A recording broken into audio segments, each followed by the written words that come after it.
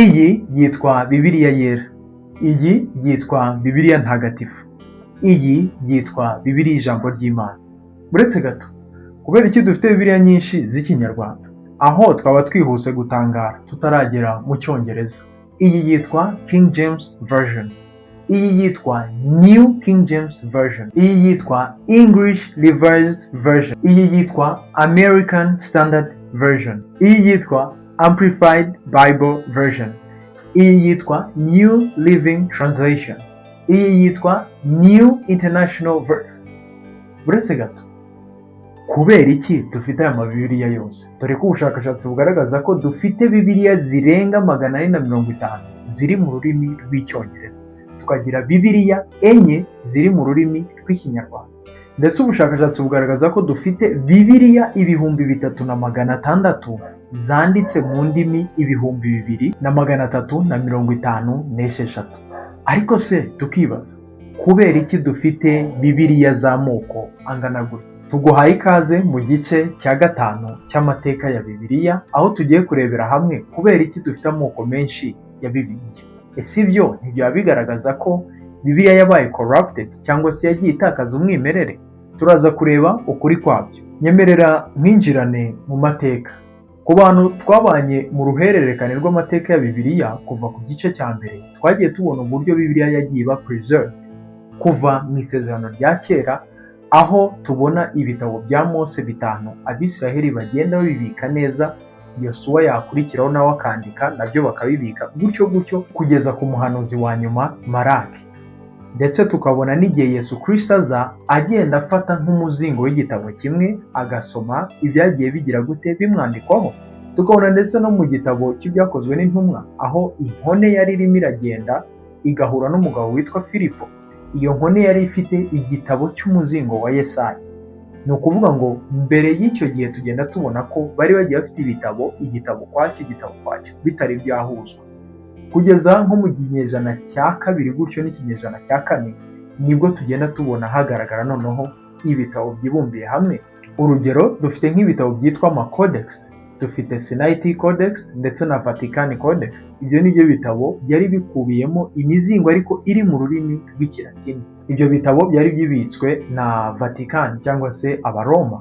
Hanyuma uwagiye agerageza kubihindura mu rundi rurimi rw'icyongereza baramwicaga. Ibyo twagiye tubireba mu mateka yabanje nk'abagabo bitwa ba William Tyndale, kugeza igihe haje kuboneka icapiro, hanyuma hagenda hacapwa izindi bibiliya ariko ziri mu rurimi rutandukanye n'izo rwari rwanditswemo. Uko niko tugenda dutangira kubona amabibiliya agiye atandukanye. Uko niko tubona za The Bishop Bible, za The Geneva Bible. Ibyo byose twagiye tubibona mu bice byagiye bibanza. Hanyuma ariko muri uko kugenda bahindura haje kubonekamo n'amakosa agiye atandukanye, aho bamwe bagiye bongeramo inzandiko zitari zirimo, abandi bakazana ibindi bitabo by'ubwenge. Undi akaza ati buriya ntago mubizi, Yesu ibyo twarabanye hari akandiko yampaye ubucece. Undi akaza ati ntago mubizi, Yesu burya muri ya myaka Bibiliya itavuga, dore aho yari ari, dore ibyo yambwiye.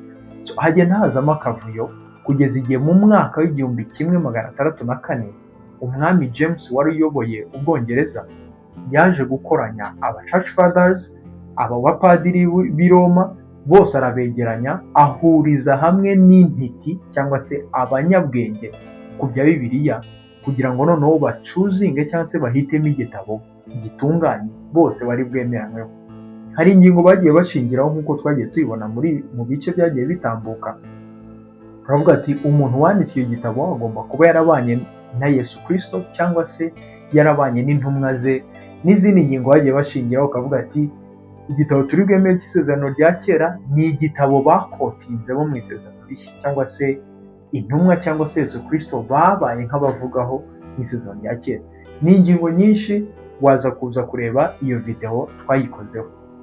Hanyuma y'uko bakoze ubwo busesenguzi, haje kuboneka igitabo cyitwa The King James Bible Version.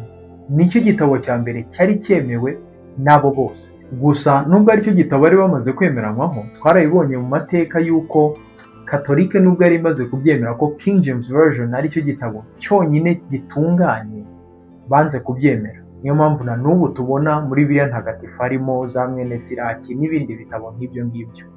Ikibazo twaje kukibona ko ari uko hajemo political issue, abaroma baje kubona ko kwemera igitabo cyacapwe n'Ubwongereza cyangwa se ubwami bw'Ubwongereza ari nko kubahereza imbaraga zabo, cyangwa se igihugu kimwe kikaba kigiye kugandukira ikindi gihugu. Icyo niyo cyatumye rero bavuga ati oya, mugumane icyo gitabo cyanyu, natwe turagumana Bibiliya ntagatifu yacu irimo ibitabo 73. Hanyuma ubwo nitujya kureba standard ya Bibiliya turahera kuri King James Version, kuko nicyo gitabo cyakorewe ubusesenguzi ndetse basanga aricyo gitabo gitunganye. Bagira ibitabo bimwe bakuramo ariyo byitwa apocrypha, cyangwa se ibitabo nyine byakuwemo bitemewe bitewe n'ingingo bashingiyeho. Iyo video turaza kuyisiga ku musozo, uze kuyireba nurangiza iyi video.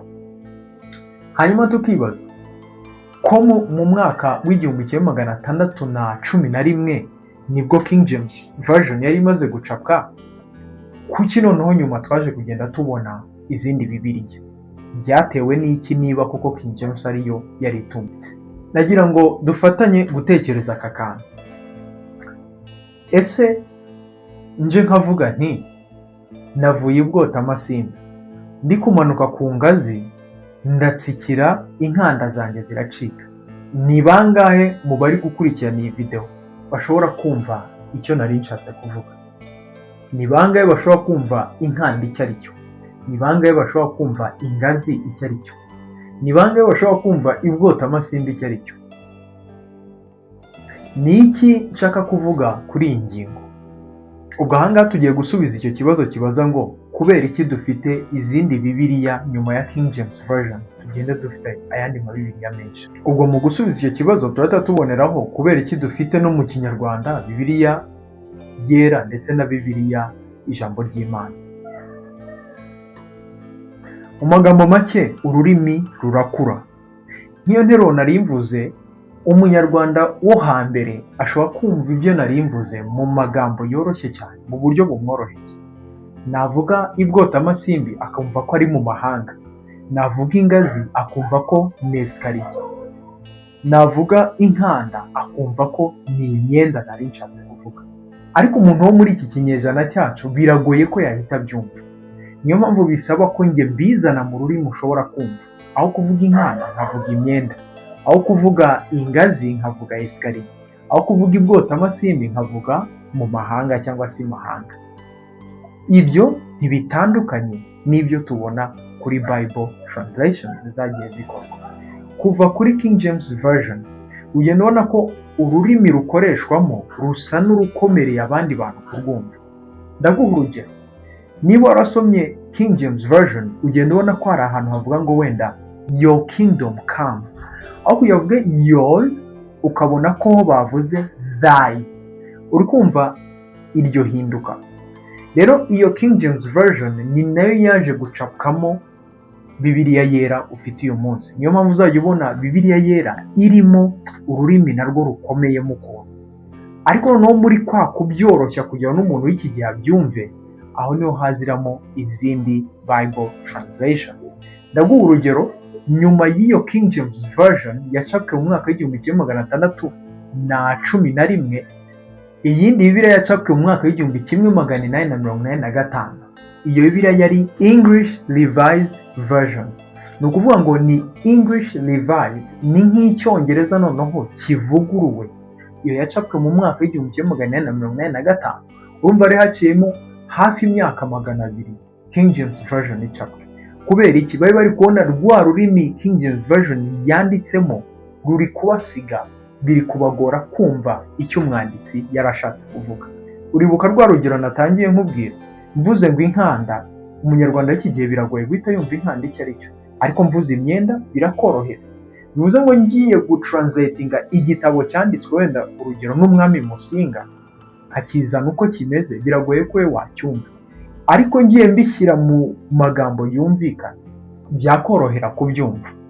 Uko niko tugenda tubona King James Version hagenda haza izindi version mu kugira ngo basobanure ururimi kugira ngo nawe ubashe kubyumva bikoroheye. Uko niko no mu Kinyarwanda dufite Bibiliya yera irimo amagambo akomeye, ariko tukagira na Bibiliya ijambo ry'Imana yacapwe mu mwaka w'2005 irimo noneho amagambo asa na yoroshye kuyumva. Aho noneho ngira ngo urasobanukiwe impamvu dufite amoko menshi agiye atandukanye ya Bibiliya. Ntabwo ari uko ari amabibiriya menshi atandukanye, ahubwo ni uko bagiye bagerageza gusobanura ururimi mu buryo umuntu uwo ari we wese bitewe n'ikinyejana arimo ashobora kumva. Ibyo ngibyo ahubwo kugira ngo bigaragare nka disavantage cyangwa se ikintu kibi, ahubwo bigaragaza urukundo abantu bagiye bagirira Bibiliya ku buryo bashaka kuyumva neza umunsi ku munsi. Noneho ikibazo twasigarana ni ukwibaza, ese byaba bivuze ko Bible yabaye corrupted, cyangwa se byaba bivuze ko Bibiliya yagiye itakaza umwimerere? Icyo kibazo cyabajijwe umukuru wa Bibiliya mu Rwanda, uwo yitwa Canon Kayijuka Emmanuel. Iki kibazo barakimubajije, amaze ati se bwana perezida wa Bibiliya mu Rwanda, ko mufite Bibiliya yera, mukagira Bibiliya ntagatifu, mukanagira Bibiliya ijambo ry'Imana, ndetse hari na Bibiliya yacu ariko iracyakorera kuri murandasi, ese ntibyo bivuze ko Bibiliya yanyu igenda iba corrupted cyangwa se igenda itakaza umwimerere? Kayijuka mu magambo ye yabasubije agira ati, ntabwo duhindura Bibiliya, turayisobanura.